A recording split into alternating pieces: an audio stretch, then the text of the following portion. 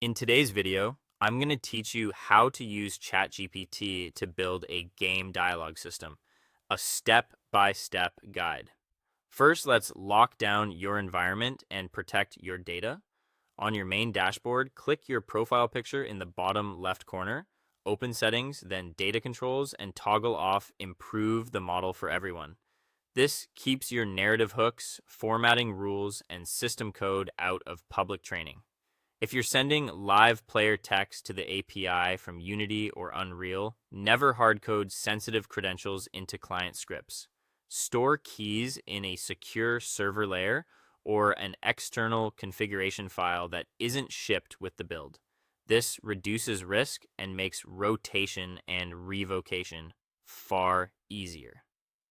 Next, route each task to the right processing tier using the model dropdown in the top header. Choose the instant tier for quick local writing needs like bulk NPC names, spell check passes on strings, straightforward linear dialogue, or blazing fast subtitle translations. When you need complex branching logic, procedural NPC behaviors, strict condition checks, or JSON that must parse cleanly into your data tables, switch to the thinking tier. Matching the tier to the workload saves time and improves reliability. Now set the foundation with a strong priming prompt.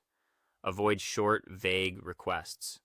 Use Shift plus Enter to build a structured blueprint, such as act as a principal narrative director, game systems programmer, and senior dialogue architect for my target engine. I want a dynamic, scalable dialogue data system.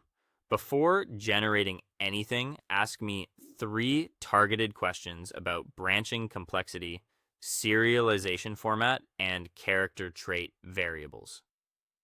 Then answer those alignment questions one by one so the model locks onto your exact requirements. When you're aligned, open an interactive workspace to separate design from chat. Type /canvas. Create a structured dialogue system schema, an example data matrix based on our design parameters. Optimize for a clean, code-friendly JSON array with IDs, voice identifiers, active text, branching choices with logic flags, and target node routing. Your window will split, keeping prompts on the left and a neat development canvas on the right. With the schema loaded, refine directly in place. Highlight a node in the canvas, click the small comment bubble, and give a precise edit. For example, if charisma is under 12, lock this choice, show a grayed out fallback line, and route to a defensive combat trigger. Use the Fix Bugs tool in the canvas corner to catch missing commas, unclosed brackets, or unmapped roots. Finally, validate and export.